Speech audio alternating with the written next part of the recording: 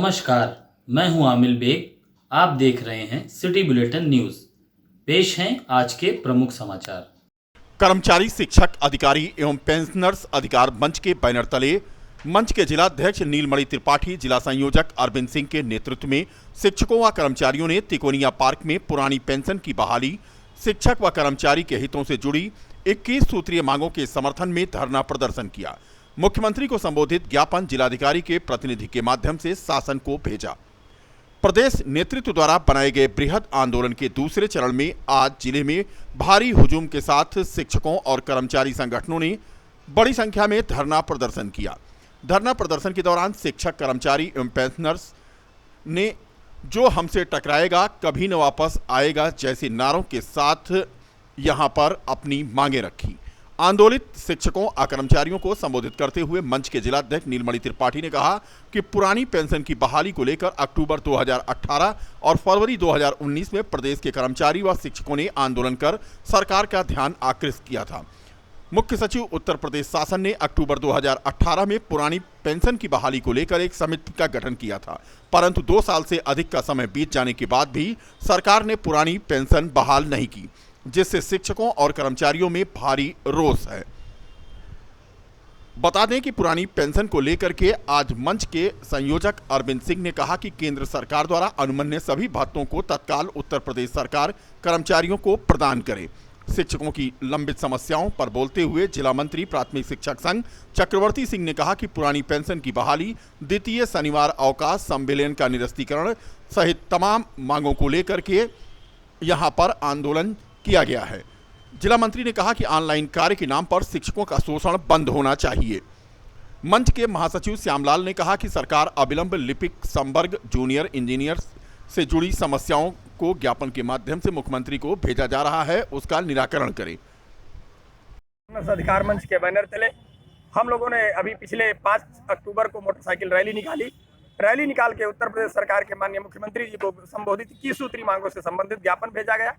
इसके बाद भी सरकार ने उस पर निर्णय नहीं लिया, जिसके द्वितीय चरण में फिर हम लोगों ने आज इस 28 अक्टूबर को तिकोनिया पार्क पर जनपद के कर्मचारी, शिक्षक, अधिकारी एवं पेंशनर्स संगठन के सभी हमारे साथी और सदस्यगण उपस्थित होकर एक दिवसीय धरना दे रहे हैं। हम अपनी 21 सूत्री मांगों, जिसमें पुरानी पेंशन सहित हमारी सभी महत्वपूर्ण मांगे हैं जो कि शासन स्तर पर इतने दिन से लंबित रखी गई हैं, उसके प्रति आंदोलित हैं। और निश्चित रूप से अगर अब भी हमारी मांगों को सरकार नहीं मानती है तो हम आगामी 30 नवंबर को इको गार्डन पर एक बड़ा विशाल आंदोलन करने जा रहे हैं और हम लोग एक दिवसीय धरना प्रदेश की राजधानी में देंगे। हमारी सरकार से आपके इस चैनल के माध्यम से ये मांग है कि हमारी मांगों को हमारे कर्मचारी नेताओं के साथ वार्ता करके तत्काल सरकार स्वीकार करे, अन्यथा एक बृहद आंदोलन की तरफ कर्मचारी, शिक्षक, अधिकारी बढ़ रहा है और निश्चित रूप से इसके जो परिणाम होंगे वो बहुत अच्छे नहीं रहेंगे, सरकार के लिए घातक साबित हो सकते हैं। इसलिए तत्काल हमारे सीएम योगी के निर्देश पर दीपोत्सव से पहले अयोध्या में दीपोत्सव मेले का आयोजन किया जा रहा है। अयोध्या विधायक वेद प्रकाश गुप्ता और नगर निगम के महापौर ऋषिकेश उपाध्याय ने मेले का उद्घाटन किया। यह मेला आज 28 अक्टूबर से 3 नवंबर तक शहर के जीआईसी ग्राउंड में चलेगा, जिसमें पटरी दुकानदार, रेहड़ी दुकानदार, कुम्हार व अन्य विभागों के स्टॉल लगाए गए हैं। मेले में प्रवेश निःशुल्क है। मेले में सांस्कृतिक कार्यक्रमों का भी आयोजन किया जा रहा है। मेले में मैजिक शो, नुक्कड़ नाटक, कठपुतली, स्थानीय लोक गायन, स्थानीय कौशल, योग कला का प्रदर्शन जैसे कई सांस्कृतिक कार्यक्रमों का आयोजन किया जाएगा। मेले में विक्रेता अपने सामानों को सुगमतापूर्वक अधिक से अधिक बिक्री कर सकेंगे। इसके लिए अधिक से अधिक संख्या में जनमानस के पहुंचने की अपील की गई है।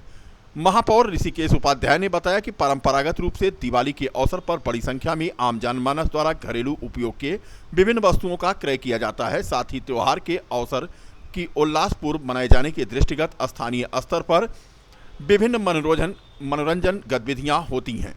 फिलहाल मेले का आज भव्य उद्घाटन हो गया और नगर विधायक वेद प्रकाश गुप्ता और महापौर ने विभिन्न स्टॉलों पर जाकर के यहां पर लगे हुए स्टॉलों का निरीक्षण किया और तस्वीरों में आप देख सकते हैं महिला कल्याण विभाग के स्टॉल पर नगर विधायक ने पहुंचकर स्टॉल पर लगाए गए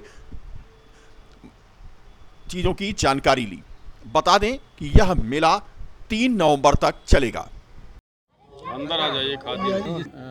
दीपावली मेले का शुभारंभ किया गया आपने, इस माध्यम से क्या कहना चाहेंगे आप? देखिए, भव्य और दिव्य दीपोत्सव माननीय मुख्यमंत्री ने अयोध्या में शुरू किया और ये दीपावली के त्यौहार को पूरे प्रदेश के अंदर लोग किस तरह उत्साह के साथ मनाएं और कैसे हमारे स्थानीय कलाकारों को अवसर मिले और जो छोटे छोटे रोजगार करने वाले हैं, रेहड़ी वाले, पटरी दुकानदार, उनको कैसे स्थान देकर सम्मानित भी करें और उनकी व्यवस्था बनाएं जिससे वो अपने प्रोडक्ट्स को अच्छी तरीके से डिस्प्ले भी कर सकें और लोगों के बीच लोग उसको खरीद सकें।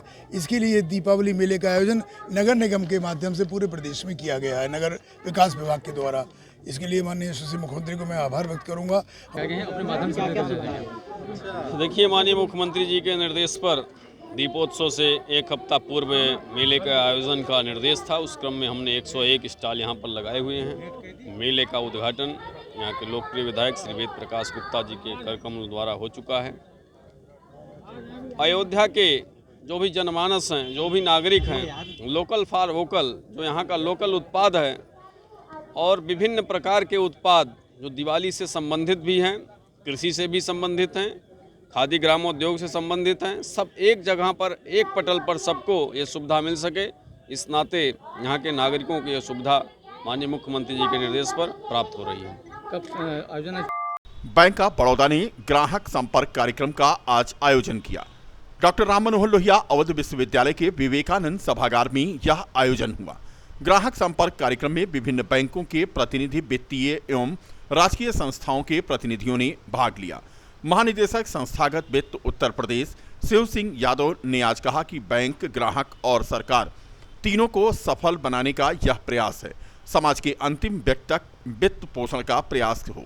समाज के अंतिम व्यक्ति को स्वरोजगार बनाने का भी प्रयास होना चाहिए। बैंक के प्रतिनिधियों को इस संबंध में दिशा निर्देश दिए गए हैं। ग्राहकों को देवता समझकर उनको वित्त पोषण करें। जनधन योजना में 6 महीने के अंदर 35 करोड़ लोगों को जोड़ा गया। उत्तर प्रदेश के हर आखिरी व्यक्ति को वित्त पोषित करने के निर्देश बैंकों को दिए गए हैं। उक्त कार्यक्रम में कुल 3606 लाभार्थियों को MSME तथा कृषि तथा खुदरा रिटेल क्षेत्र के अंतर्गत 175 करोड़ रुपए स्वीकृत किए गए, जिसमें से बैंक ऑफ बड़ौदा ने 967 लाभार्थियों को कुल 59 करोड़ रुपए के ऋण स्वीकृत किए गए। कार्यक्रम के अंत में अनिल कुमार झा, सहायक महाप्रबंधक क्षेत्रीय प्रमुख बैंक ऑफ बड़ौदा अयोध्या, ने सभी का आभार व्यक्त किया। ईडी साहब आए हुए हैं बैंक ऑफ बड़ौदा से, अजय कुमार खुराना जी हमारे जीएम साहब हैं, ये बैंक ऑफ बड़ौदा के जीएम हैं। बड़ौदा यूपी ग्रामीण बैंक जो देश का सबसे बड़ा ग्रामीण बैंक है, उसके चेयरमैन यहाँ पे उपस्थित हैं। इन लोगों को ये कहा गया है कि ग्राहकों को देवता के समान समझ के सबसे अधिक वित्त पोषण करना है। जिस तरीके से जनधन योजना खोलकर हम लोगों ने 6 महीने में 35 करोड़ लोगों को एक साथ जोड़ा, उसी तरीके से उत्तर प्रदेश के हर आखिरी व्यक्ति को का वित्त पोषण करना और उसे पुष्पित फलित करना, उसकी सामग्री बिकवाने के काम हम लोग करेंगे। प्रोग्राम भारत सरकार के आदेशानुसार 16 अक्टूबर से 30 अक्टूबर तक ये प्रोग्राम भारतवर्ष के सभी जिला में हो रहा है। उसी के संदर्भ में अयोध्या डिस्ट्रिक्ट में, क्योंकि अयोध्या डिस्ट्रिक्ट में बैंक ऑफ बड़ौदा एक अग्रणी बैंक है, तो बैंक ऑफ बड़ौदा द्वारा इस कार्यक्रम का आज आयोजन किया गया था। कार्यक्रम में ये छोटे, मध्यम, कृषि, जितने भी शोषित, वंचित सभीों को बैंक ऑफ बड़ौदा और उसके साथ साथ सभी जो इस जिला में, जनपद में जो भी बैंक उपस्थित हैं, उनके द्वारा ऋण स्वीकृति किया गया। और इसके अलावा सरकार की जो स्कीम है प्रधानमंत्री जनधन योजना के साथ साथ जन सुरक्षा योजना, जन सुरक्षा अभियान, जिसमें जीवन ज्योति, जीवन सुरक्षा, अटल पेंशन के तहत उन गरीब तक बैंक पहुंचने की कोशिश किया आज के प्रोग्राम थी। उत्तर प्रदेश पावर कारपोरेशन निविदा संविदा कर्मचारी संघ के कर्मचारियों एवं पदाधिकारियों द्वारा अधिशासी अभियंता कार्यालय से उद्यान विभाग के कार्यालय तक अपनी मांगों को लेकर मशाल जुलूस निकालकर अपना विरोध प्रदर्शन करे। कार्यक्रम की अध्यक्षता कर रहे रामदेव का कहना था कि विभाग के उच्च अधिकारी द्वारा अपने जानने वालों की नियुक्ति करना, करोड़ों रुपए का घोटाला कराना, हमारे संविदा कर्मचारियों का शोषण करना, ये सब चीज़ें, इनका हम विरोध करते हैं। संघ की प्रमुख मांग ठेकेदारी प्रथा बंद हो, आउटसोर्सिंग के माध्यम से कार्य कराए जाए और कर्मचारियों का न्यूनतम मजदूरी 18,000 की जाए। कर्मचारियों को विभाग की नीतियों के अनुरूप मास्टर रोल व्यवस्था के तहत समायोजित कर समान कार्य समान वेतन दिया जाए। आउटसोर्स कर्मचारियों के पीएफ ईएफ में हुए घोटाले की जांच कराई जाए और कार्य के दौरान दुर्घटना होने पर घायल कर्मचारियों को पूरा उपचार एवं परिवार को भरण पोषण की व्यवस्था की जाए। हम लोग विद्युत विभाग के संविदा कर्मचारी हैं, आउटसोर्स कर्मचारी हैं। हम लोगों का जो ये धरना प्रदर्शन चल रहा है, इसका तीसरा चरण है। हम लोग अभी 8-10 को कैंडल मार्च निकाले थे, उसी के क्रम में आज ये मशाल जुलूस निकाला गया है। हम लोगों का शोषण बहुत चरम सीमा पे है। हमारे वेतन मतलब 7-8 हज़ार रुपये मिल रहा है, जिससे हम लोगों का घर परिवार नहीं चल पा रहा है। वेतन भी समय से नहीं मिलता। हमारे ईपीएफ ईएसआई में करोड़ों रुपए का घोटाला किया जा रहा है। हमारे जो संविदा साथी हैं उनको बगैर किसी कारणवश, बगैर किसी नोटिस के मनमानी तरीके से अधिकारियों के दबाव में, कर्मचारियों के दबाव में, नेताओं के दबाव में उनको काम से हटा दिया जा रहा है। अपने चहेतों को रखा जा रहा है। इसी के क्रम में हम लोग हम चला रहे हैं धरना प्रदर्शन। श्रीलंका के राजदूत और 2 मंत्री अशोक वाटिका का पत्थर लेकर आज रामलला के दरबार पहुंचे। रामलला के दरबार में अशोक वाटिका की शिला को समर्पित किया। यहां पर रामलला की आरती उतारी और अयोध्या के वरिष्ठ संत समाज के लोग यहां मौजूद थे। श्री राम जन्मभूमि तीर्थ क्षेत्र ट्रस्ट के महासचिव चंपत राय, सदस्य डॉक्टर अनिल मिश्रा, सांसद लल्लू सिंह, नगर विधायक वेद प्रकाश गुप्ता ने यहां पर श्रीलंका के मेहमानों का स्वागत किया। दोपहर में राज सदन में श्रीलंका के मेहमानों के लिए दोपहर का भोजन रखा गया था और यहीं पर उन्होंने बताया कि पत्थर लेकर के अशोक वाटिका का वो आज रामलला के दरबार पहुंचे थे और वहां पर उन्होंने अशोक वाटिका की शिला को समर्पित किया है। इस मौके पर राजा बिमलेंद्र प्रताप मिश्र मौजूद थे। अवध विश्वविद्यालय के परिसर में ग्राहक संपर्क कार्यक्रम के आयोजन में यूनियन बैंक ऑफ इंडिया के द्वारा लगाए गए शिविर में बैंक, ग्राहक और सरकार तीनों को सफल बनाने के प्रयास के प्रति कैंप में पहुंचे यूनियन बैंक ऑफ इंडिया के रीजनल हेड मुकुल श्रीवास्तव ने आए हुए ग्राहकों को 10 करोड़ का लोन स्वीकृत किया और लोगों को रोजगार बढ़ाने के लिए जागरूक किया। दिवाली पर लोगों को बधाई दी। इस मौके पर मुख्य शाखा प्रबंधक ब्रजेश कुमार, अयोध्या शाखा प्रबंधक विनोद कुमार, कुड़ा केशवपुर के शाखा प्रबंधक तबस्सुम कुशवाहा, शाखा प्रबंधक विनोद कुमार आदि मौजूद रहे। ग्राहकों में रंजीत सिंह, हरिओम, रामबाबू, अशोक दुबे, राम सुमिरन आदि भी शिविर में मौजूद थे। पुराने समय में भी पूरे भारतवर्ष में रोजगार के लिए नए नए आइडियाज़ के लिए जाना जाता था।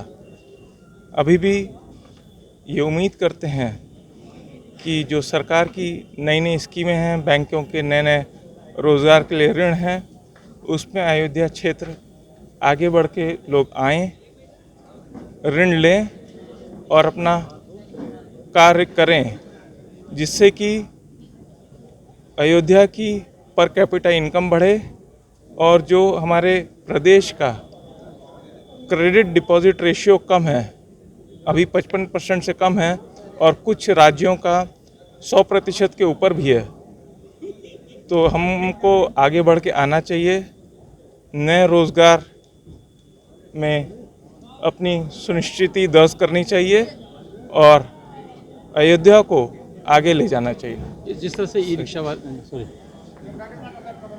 जिस तरह से जो छोटे दुकानदार हैं या शोरूम के मालिक हैं, बीते दिनों अतिवृष्टि के कारण फसलों का नुकसान हुआ था। मुआवजे की मांग को लेकर के आज समाजवादी योजन सभा ने बीकापुर में विरोध प्रदर्शन करते हुए राज्यपाल को संबोधित एक ज्ञापन तहसीलदार बीकापुर को सौंपकर अपना विरोध दर्ज कराया। योजन सभा के जिलाध्यक्ष जयसिंह राणा ने इस दौरान तहसीलदार बीकापुर को ज्ञापन सौंपते हुए प्रदेश सरकार पर अयोध्या जनपद के साथ भेदभाव करने का आरोप लगाया। अपने ज्ञापन में तमसा के तटीय इलाकों में तबाह हुई फसलों के मुआवजे को तत्काल देने, एनपीके डीएपी खाद की कीमतों में बढ़े मूल्यों को वापस लेने, गैस डीजल पेट्रोल की मूल्य वृद्धि वापस लेने और जर्जर मार्गों की मरम्मत आदि संबंधित 10 सूत्रीय ज्ञापन उन्होंने तहसीलदार के माध्यम से राज्यपाल को भेजा। इस मौके पर सपा के नेता आबाद अहमद एडवोकेट, अजय यादव उर्फ श्याम सिंह, राघवेंद्र यादव, संजय यादव, अमित सिंह आदि मौजूद रहे। पार्टी के राष्ट्रीय अध्यक्ष माननीय श्री अखिलेश यादव जी के आह्वान पर और अयोध्या ये जनसभा के जिला अध्यक्ष बड़े भाई जय सिंह राणा जी की अध्यक्षता में आज ये बीकापुर तहसील में 10 सूत्रीय वृद्धा बढ़ोतरी को मांग करके हम लोगों ने ज्ञापन तहसीलदार साहब को सौंपा गया। और हम लोगों का ये उद्देश्य है कि समाजवादी पार्टी के और जो भी किसान नौजवान साथी हैं, जो भी डीजल पेट्रोल रसोई गैस की बढ़ोतरी हो रही है उसको कम किया जाए, सरकार से हम लोग मांग करते हैं। अगर ये मांग को नहीं पूरा किया जाएगा तो हम लोग रोड पर धरना प्रदर्शन करने का काम करेंगे।